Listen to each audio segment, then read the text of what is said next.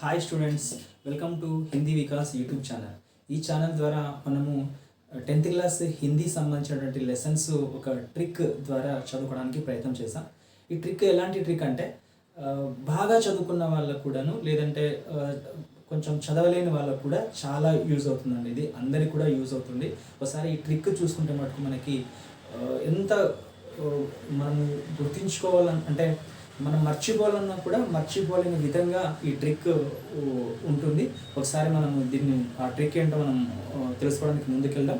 ఈరోజు 10th class ఎగ్జామ్లో వచ్చేసి మనకు అడిగేటువంటి లెసన్స్ ఎలా క్వశ్చన్స్ ఎలా అడుగుతున్నాం దాని గురించి కూడా మనం వచ్చేసి ఫోకస్ చేయబోతున్నాం. ఇక్కడ వచ్చేసి మనకి 10th క్లాస్ హిందీలో ఫస్ట్ లెసన్ వచ్చేసి మనకి బరస్తే బాదల్. ఈ బరస్తే బాదల్ ఎలాంటి లెసన్ అంటే ఇది ఒక కవితా పాఠం అండి. ఇది కవితా పాఠం, కవిత అని కూడా అనొచ్చు, లేకుంటే పద్య పాఠ అని కూడా అనొచ్చు. మనకి కవితా పాఠం, పద్య పాఠం. ఈ కవితా పాఠం యొక్క లేఖకి ఎవరంటే మనకి సుమిత్రానందన్ పంత్. ఇక్కడ సుమిత్రానందన్ పంత్ అనే వర్డ్ నేను ఇంగ్లీష్లో రాశాను, ఎందుకంటే ఇదే మనకి ట్రిక్ కాబోతుంది కాబట్టి. ఇక్కడ సుమిత్ర అనేది ఇంగ్లీష్లో రాసి నందన్ అనేది హిందీలో రాశాను, మళ్ళీ పంత్ అనేది మనకు ఇంగ్లీష్లో రాయడం జరిగింది. వచ్చేసి మనకు ఇది తెలుసుకోవడానికంటే ముందుగా, ట్రిక్ తెలుసుకోవడానికంటే ముందుగా మనము ఒకటి గమనించాల్సినటువంటి అవసరం ఎంతైనా ఉందండి. అది ఏంటంటే ఇంగ్లీష్లో మనకు ఏ నుండి జెడ్ వరకు, ఏ అంటే 1 అని, ఏ అంటే 1, బి అంటే 2, సి అంటే 3, డి అంటే 4, ఈ అంటే మనకు 5, జే అంటే 10, ఓ అంటే 15, టీ అంటే 20, వచ్చేసి వై అంటే 25, జెడ్ అంటే మనకు 26. ఈ సంఖ్య మనం ఒకసారి గుర్తుంచుకోవాలండి, ఎందుకంటే అవి బాగా గుర్తుంటేనే మనకు ఇక్కడ చాలా ఈజీగా ఉంటుంది. అలా మనం గుర్తుపెట్టుకోవడానికి చాలా ఈజీగా ఉంటుంది. ఆ ట్రిక్ ఏంటంటే మనం చూద్దాం. ఎస్ అంటే ఇక్కడ ఎస్ సుమిత్రానందన్ పంత్లో ఎస్ తీసుకున్నాను నేను. ఇక్కడ ఎస్ అంటే ఎంత అంటే ఇంగ్లీష్లో ఎస్ అంటే టీ అంటే 20 కాబట్టి ఎస్ అంటే మనకి 19 అవుతుంది. ఎస్ అంటే 19, 19 ఇక్కడ రాశాను, నేను 19 అని రాశాను. తర్వాత ఫస్ట్ లెటర్, లాస్ట్ లెటర్లో మనకి హెచ్ వచ్చింది. ఇంగ్లీష్లో హెచ్ అంటే మనకి సంఖ్య ఎంత అంటే హెచ్ వచ్చేసి మనకి 8 అండి. 8లో ఎన్ని సున్నాలు ఉన్నాయి? ఇక్కడ 2 సున్నాలు ఉన్నాయి. 8లో ఎన్ని సున్నాలు ఉన్నాయి? ఇక్కడ 2 సున్నాలు ఉన్నాయి. అంటే ఫస్ట్ లెటర్, లాస్ట్ లెటర్లో 8లో ఎన్ని సున్నాలు ఉన్నాయి? 2 సున్నాలు ఉన్నాయి. అంటే సుమిత్రానందన్ పంత్ గారు ఏ సంవత్సరంలో పుట్టారు అంటే 1900 సంవత్సరంలో పుట్టారు. ఓకే. తర్వాత యు అనే లెటర్ నేను తీసుకున్నా. ఇక్కడ యు అనేటువంటి లెటర్ ద్వారా మనకు ఏం తెలుస్తుందంటే ఉత్తరాఖండ్లో అనేటువంటి స్టేట్లో వచ్చేసి సుమిత్రానందన్ పంత్ గారు పుట్టడం జరిగింది. ఏ రాష్ట్రం ఉండేది? ఉత్తరాఖండ్. యు అంటే ఉత్తరాఖండ్. తర్వాత ఎం అనేటువంటి క్యాపిటల్ లెటర్, ఇక్కడ నేను క్యాపిటల్ లెటర్లో ఫోకస్ చేశానండి. ఇక్కడ ఎం అంటే వచ్చేసి మై. ఏ నెల అంటే మనకి మై నెల, మే నెలలో సుమిత్రానందన్ పంత్ గారు పుట్టడం జరిగింది. ఏ డేట్లో పుట్టారు అంటే ఇక్కడ టీ నేను ఫోకస్ చేశాను. ఇక్కడ టీ అని మనం సుమిత్ర ఐ స్మాల్గా రాసి టీ ఫోకస్ చేశాను. మనం టీ ఇక్కడ రాసుకుంటున్నాం.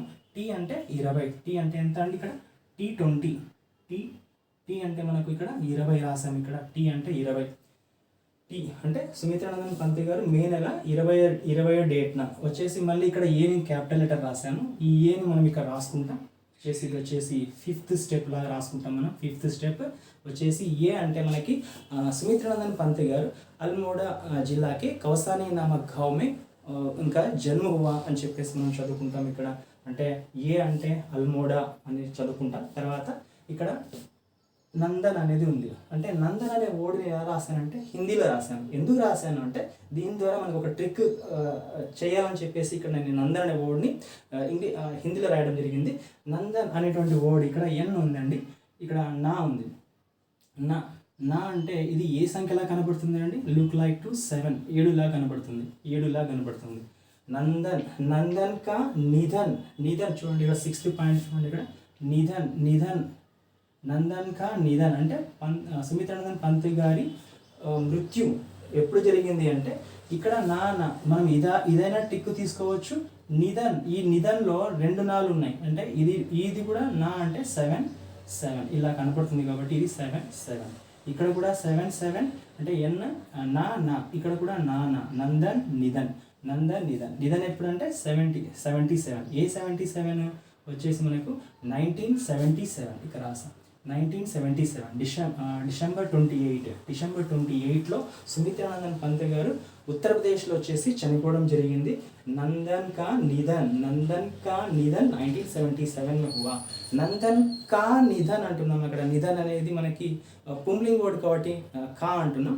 అదే సుమిత్రా నందన్ కీ మృత్యు అని రాస్తాం అక్కడ. అంటే కీ మృత్యు అంటే మృత్యు అనేది మనకి ఇది స్త్రీలింగ్ వర్డ్ కాబట్టి మృత్యు అన్న ఒకటే, నిధన్ అన్న ఒకటే, మరణ్ అన్న కూడా ఒకటే. మీరు అది గుర్తుపెట్టుకుంటారు. నిధన్ అన్న, మృత్యు అన్న, మరణ్ అన్న ఒకటే.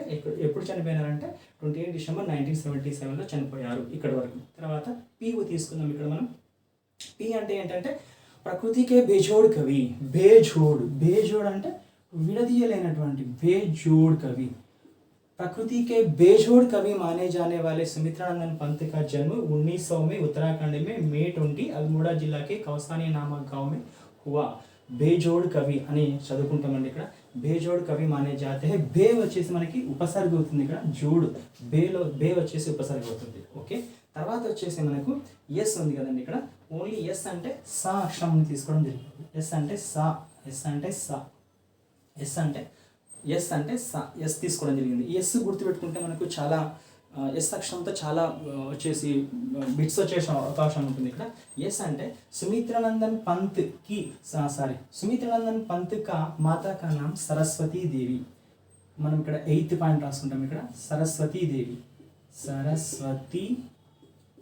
देवी सुमित्रानंदन पंत का माता का नाम सरस्वती देवी, पिता का नाम गंगाधर पंत और सुमित्रानंदन के बचपन का नाम गुसाई दत्त. बचपन का नाम चिन्नप्पడి పేరు बचपन का नाम गुसाई दत्त. माता का नाम सरस्वती देवी, पिता का नाम गंगाधर पंत, बचपन का नाम गुसाई दत्त. सुमित्रानंदन पंत के बचपन का नाम. ఓకే. దాని తర్వాత ఎస్ అనేటువంటి అక్షరం మనం తీసుకుంటాం. ఇక్కడ ఎస్ అంటే ఇక్కడ ఒక పాయింట్ ఇక్కడ వచ్చేస్తుందండి. ఎస్ అంటే మాతా కా నామ్ సరస్వతి దేవి.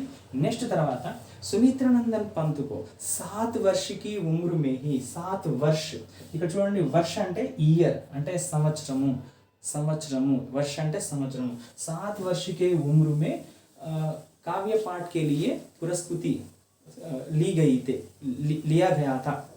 అంటే ఏంటి చిన్నతనంలోనే వచ్చేసి 7వ సంవత్సరంలోనే తను వచ్చేసి స్కూల్లో ఒక కావ్య పాఠానికి తను పురస్కృతి అంటే బహుమతి కూడా తీసుకోవడం జరిగింది. తర్వాత సాహిత్య లేఖన్ కే లియే ఉసే సాహిత్య అకాదమీ. సాహిత్య లేఖన్ అంటే సాహిత్యము రాయడంలో తనకి సాహిత్య అకాదమీ పురస్కారం వచ్చింది. సోవియత్ రూస్ పురస్కారం కూడా వచ్చింది. దాంతోపాటు ఇంపార్టెంట్గా వచ్చేసి 1968లో చాలా ఇంపార్టెంట్ చిదంబర కావ్య కే లియే జ్ఞానపీఠ పురస్కారం మిలా. చిదంబర నంద్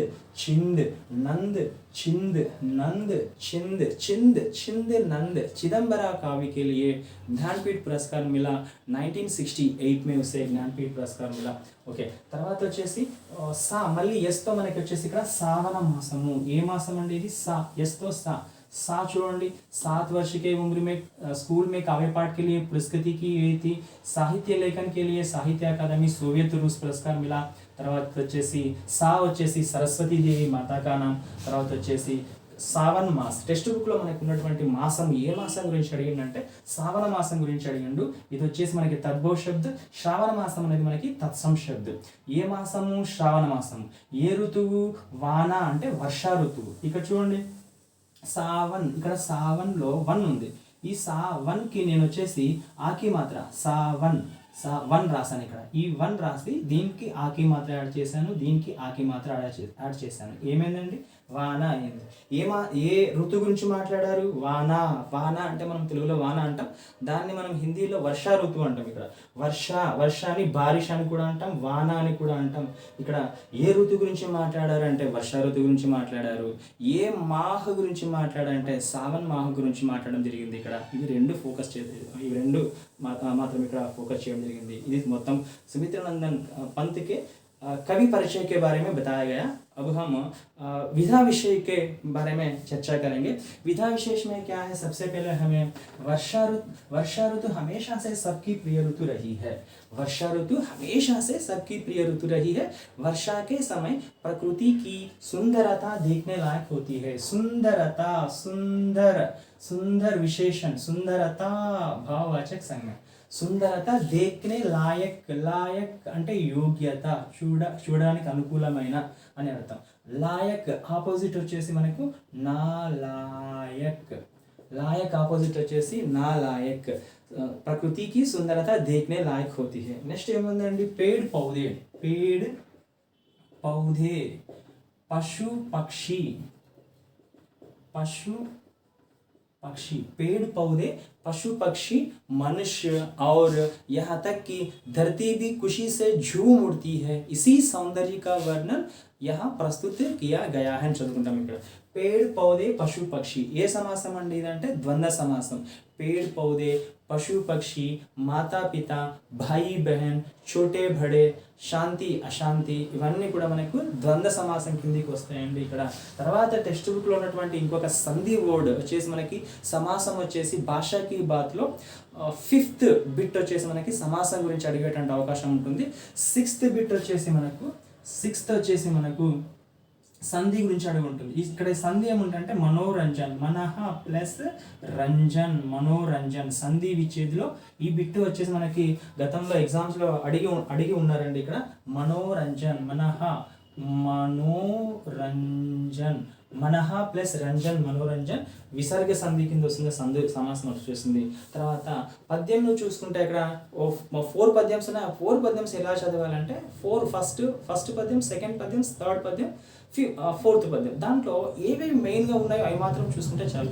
ఫస్ట్ పద్యంలో ఏముందంటే మనకు ఫస్ట్ వచ్చేసి మనకు ఝంఝం ఝంఝం మేఘ బరస్తే హై సావన్కే, శ్రావణ మాసంలో ఝంఝం ఝంఝం మేఘ బరస్తే హై సావన్కే, ఝంఝం ఝంఝం మేఘ్ అన్న ఒకటే, ఘన్ అన్న ఒకటే, బాధలు అన్నా కూడా ఒకటే. మీరు గుర్తుపెట్టుకుంటారు. ఇక్కడ ఝంఝం అని మేఘాలు కురుస్తూ ఉన్నాయంట. ఏ మాసంలో? శ్రావణ మాసంలో. శ్రావణ మాసం గుర్తుపెట్టుకోవాలి మీరు, వర్షాలు గుర్తుపెట్టుకోవాలి. శ్రావణ మాసంలో ఝంఝం అని మేఘాలు కురుస్తున్నాయంట. చెట్లలో ఉన్నటువంటి ఆకుల మీద నుంచి నీళ్లు కిందకి పడుతున్నాయని చెప్తున్నాడు. చం చం చం గిరితి బూందే తరు మోసే ఛన్కే, ఛన్ అంటే మూమెంట్, అంటే చెట్ల ఆకులపై నుండి కిందికి మళ్ళీ నీళ్లు పడుతున్నాయని చెప్తున్నాడు అక్కడ. చంచం బిజిలీ చమక రహిరే ఉరుమే ఘన్కే, ఘన్ అన్న ఒకటే, మేఘ అన్న ఒకటే, ఉరుమే ఘన్కే ఆకాశ అంటే మేఘాల హృదయాలలో నుంచి మెరుపులు వస్తున్నాయి అని చెప్పేసి అక్కడ. ఉర్ అంటే మనకి హృదయము, ఎవరి హృదయము? మేఘాల హృదయంలో నుంచి వచ్చేసి మెరుపులు వస్తున్నాయని చెప్పేసి మనం అక్కడ వర్షాకాలంలో చదువుకుంటాం. లాస్ట్ వచ్చేసి తమ్ దీనికే తమ్మే సప్నే జగితే మనకే, అంటే ఏంటి? సాధారణంగా మనం వచ్చేసి కళలు రాత్రి వేళలో కంటాం, కానీ ఇక్కడ వర్షాకాలంలో వచ్చేసి మనము పగలుపూటనే కళలు కంటాం అని చెప్పేసి సప్న అనేది మనకి తద్భవ శబ్ద, తత్సం వచ్చేసి మనకి స్వప్న అని మనం చదువుకుంటాం. స్వప్న వచ్చేసి మనకి సంస్కృత పదము వచ్చేసి. నెక్స్ట్ వచ్చేసి సెకండ్ పోయంలో మనకి ఏం చెప్పాడు? సెకండ్ పోయంలో వచ్చేసి మనకు ఆవాజ్, ప్రాణికి ఆవాజ్కే బారే మే బతాయా, అంటే సౌండ్ గురించి చెప్పాడు. అంటే వర్షాకాలంలో జీవులు ఎలాంటి సౌండ్ చేస్తాయి, పక్షులు వచ్చేసి ఎలా సౌండ్ చేస్తాయి గురించి చెప్పడం జరిగింది.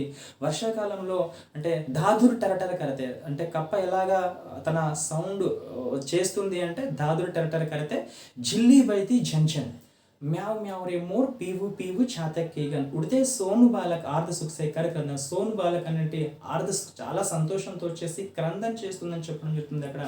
తర్వాత గుమ్మడి గిరి మేఘ గగనమే భరతే గర్జన్. మీరు ఒకసారి గమనించారంటే ఇక్కడ అన్నీ కూడా ప్రాణం ఉన్నటువంటివే. దాదుర్ టర్టర్, జిల్లి ఝంఝన్, మోర్ మ్యావ్ మ్యావ్, పీవు పీవు छातक పక్షి, सोन बालक आर्ध सुख से कर क्रंदन करती. లాస్ట్ లైన్ ఒకటి గమనించారంటే ఘుమడ్ గిర్ మేఘ గగన్ మే భరతే గర్జన్, అంటే ఏంటి? ఈ ప్రాణం ఉన్నటువంటి పక్షులు ఎలాగైతే సౌండ్ చేస్తాయో మన కవి మేఘానికి కూడా ప్రాణాన్ని కల్పించి అవి కూడా సౌండ్ చేస్తాయి అంటున్నాడు. ఎలా సౌండ్ చేస్తాయంట? ఘుమడ్ గిర్ మేఘ గగన్ మే. గగన్ అనేటువంటి వర్డ్ చూడండి ఇక్కడ చాలా ఇంపార్టెంట్. గగన్ అంటే మనకు ఆకాష్, గగన్ ఆకాష్, అంబర్, ఆస్మాన్ నబ్. గగన్ అంటే ఆకాశం, ఆకాశంలో గర్జించుకుంటూ తిరుగుతూ ఉన్నాయి అటు ఇటు అని చెప్పేసి అక్కడ సుమిత్రానందన్ పంతే గారు చెప్పడం జరిగింది సెకండ్ పద్యంలో. ఇంకా థర్డ్ పద్యం వచ్చిందంటే దాంట్లో ఏం ఫోకస్ చేసిందంటే నీటి గురించి ఫోకస్ చేసిండు, వచ్చేసి వాన గురించి అక్కడ ఫోకస్ చేసిండు. ఏం చెప్పిండు థర్డ్ దాంట్లో, రిమ్జిమ్ రిమ్జిమ్ క్యాకుచ్కైతే బూందం కేసారు అంటే తుంపరగా పడుతున్నటువంటి నీటి చినుకులు ఏమన్నా చెప్తున్నాయా? చెప్తున్నాయి. ఏం చెప్తున్నాయి? ఆ వర్షం పడేటప్పుడు మన శరీరం మీద ఉన్నటువంటి హెయిర్ ఏదైతే ఉందో అది నిక్కపొడుచుకుంటాయని చెప్తుంది అక్కడ. పైనే కాకుండా మన లోపల కూడా వచ్చేసి ఒక రకంగా వచ్చేసి మంచి భావన వస్తుంది అని కూడా చెప్తున్నాడు. రోమ్ సిహర్ ఉడితే జూతేవి భీతర్ అంతర్ అని చెప్తున్నాడు అక్కడ. తర్వాత వచ్చేసి ధారావంపర్ ధారాయే ధర్తీ పర్, నీటి చినుకుల మీద మళ్ళీ నీటి చినుకులు వచ్చేసి పడుతూ ఉంటాయి, వర్షం చినుకులు పడుతూ ఉంటాయి. ధారావంపర్ ధారాయే ధర్తీ పర్. లాస్ట్ వచ్చేసి మనకు రజ్కే కన్ను తృణు కోపులా కావాలి, రజ్కే కన్ను అంటే ధూళిలో ఉన్నటువంటి ప్రతి కణము కూడా వచ్చేసి ఆ నీటి చినుకులు పడితే గడ్డి మొక్కలు కూడా, అంటే గడ్డి మొక్కలు కూడా ఆనందంతో పులకించిపోతాయి, వాటికి కూడా ప్రాణం వస్తుంది అని చెప్పడం జరుగుతుంది అక్కడ. మెయిన్గా ఫోకస్ చెప్పింది థర్డ్ దాంట్లో వచ్చేసి మనకు వచ్చేసి పానీ కే బారేమే యా వచ్చేసి రెయిన్ కే బారేమే బతాయా. ఇంకా లాస్ట్లో వచ్చేసి కవి ఏం చెప్తున్నాడంటే పకడ్ వారి కీ ధార్ ఝుల్తా హై మేరా మన్. మేరా అంటే ఇక్కడ కవి తన గురించి తాను చెప్పడం జరుగుతుంది లాస్ట్ 4 లైన్స్లో. చాలా ఇంపార్టెంట్. ఫస్ట్ లైన్లో వచ్చేసి మనం చెంచం మేఘ బరస్తే అంటే అక్కడ మేఘాల గురించి చెప్పిండు. తర్వాత చెట్ల కొమ్మల నుంచి నీటి గురించి చెప్పడం జరిగింది. తర్వాత సెకండ్ లైన్ వచ్చేసి సౌండ్ కే బారే మే బతాయా, और फिर थर्ड में ओनली पानी के बारे में बताया, वाटर के बारे में बताया, రెయిన్ గురించి చెప్పడం జరిగింది. ఇంకా లాస్ట్ పద్యంలో ఏం చెప్పడం జరిగింది అంటే కవి తన గురించి తాను చెప్తున్నాడు అక్కడ. వర్షాకాలంలో తన మనసు ఎలాగా వచ్చేసి అక్కడ స్పందిస్తుందో దాని గురించి చెప్పడం జరిగింది. ఏం చెప్పిండు కవి వచ్చేసి మనకి పకడ్ వారీకి ధార్ ఝుల్తా హై మేరా మన్. ఓకేనా, నన్ను వచ్చేసి పకడ్ వారీకి ధార్, నీటి చినుకుల్లో వచ్చేసి పడేటప్పుడు పట్టుకుందాం దాన్ని, మనసు దాని వాటర్ పట్టుకుంటే నా మనసు వచ్చేసి ఊగుతూ ఉంది, వచ్చేసి ఆనందంతో ఊగుతూ ఉంది వచ్చేసి అని చెప్పడం జరుగుతుంది అక్కడ. వచ్చేసి పకడ్ వారికి ధర్ ఝుల్తా హై మేరా మన్, ఆవరే సబ్ ముఝే గిర్ కర్. రండి నన్నందరూ కూడా చుట్టుముట్టండి, నన్నందరూ కూడా మనం వచ్చేసి శ్రావణ మాసంలో పాటలు పాడుకుందాం, మంచి పాటలు పాడుకుందాం అని చెప్పడం జరుగుతుంది. థర్డ్ వచ్చేసి మనకి ఇంద్రధనుషుకే ఝూలేమే ఝూలే సబుజన్. ఇంద్రధనుసు వచ్చేసి ఒక ఊయల ఆకారంలో ఉంటుంది కాబట్టి ఆ ఊయల పైన మనం ఊగుదాం. ఝూలేమే ఝూలే, ఊయల లాంటి దానిపైన కూర్చొని మనం ఊగుదాం వచ్చేసి. ఇలాంటి ఒక శ్రావణ మాసం మళ్ళీ లాస్ట్ లైన్ ఇంద్రధనుషుకే ఝూలేమే ఝూలే మిలి సబుజన్, ఫిర్ ఆయే జీవన్ మే సావన్ మను భావన్. ఇక్కడ సావన్ అనే వర్డ్ వచ్చేసి 3 సార్లు రావడం జరిగింది. ఫస్ట్ ఒకసారి రావడం జరిగింది, లాస్ట్ పద్యంలో 2 సార్లు శ్రావణ మాసం అనేటువంటి వర్డ్ రావడం జరిగింది. సావన్ అంటే వచ్చేసి మనకి తద్భవ శబ్ద, శ్రావణ్ అంటే మనకి తత్సం శబ్ద. శ్రావణ్ అన్న ఒకటే, సావన్ అన్న ఒకటే మీరు గుర్తుపెట్టుకుంటారు. పానీ అంటే వారి అని కూడా మన టెక్స్ట్ బుక్లో ఇవ్వడం జరిగింది, అలా మనం గుర్తుపెట్టుకుంటాం. మన్ భావన్ అనేక శబ్దం के लिए एक शब्द मन भावन, मन को भाने वाला, मन को भाने वाला मन भावन. అనేక శబ్దం के लिए एक शब्द. మనకి రోమన్ అంక 1లో 7th బిట్ వచ్చేసి మనకి అనేక శబ్దం के लिए एक शब्द అడిగేటువంటి అవకాశం ఉంది కాబట్టి మనం అక్కడ అది ఒకసారి చూసుకుంటాం. ఇదండి ఈజీ, అంటే అతి తక్కువ టైంలో వచ్చేసి మీకు మొత్తం మీ ముందర ఇవ్వడం జరిగింది. ఈ లెసన్ మనం నేర్చుకుంటే కనుక దాదాపు వచ్చేసి మనకు 13-12 మార్కులు మన చేతిలో ఉంటాయి. వచ్చేసి మనకి కవిపరిచయమైన అడగవచ్చు, లేదంటే సారాంశమైన అడగవచ్చు. సారాంశం మీరు వచ్చేసి మెయిన్ పాయింట్స్ రాసినా కూడా మీకు మంచి మార్క్స్ పడేటువంటి అవకాశం ఉంది. ఇంకా నెక్స్ట్ లెసన్స్ కూడా ఇంకా ఈజీగా ఎలా గుర్తు పెట్టుకోవాలో మనం వచ్చేసి అలా ట్రై చేసాం. దయచేసి మీకు ఈ ఛానల్ నచ్చినట్లయితే లైక్ చేయండి, మీ ఫ్రెండ్స్ ఎవరైనా ఉంటే షేర్ చేయండి. Thank you very much.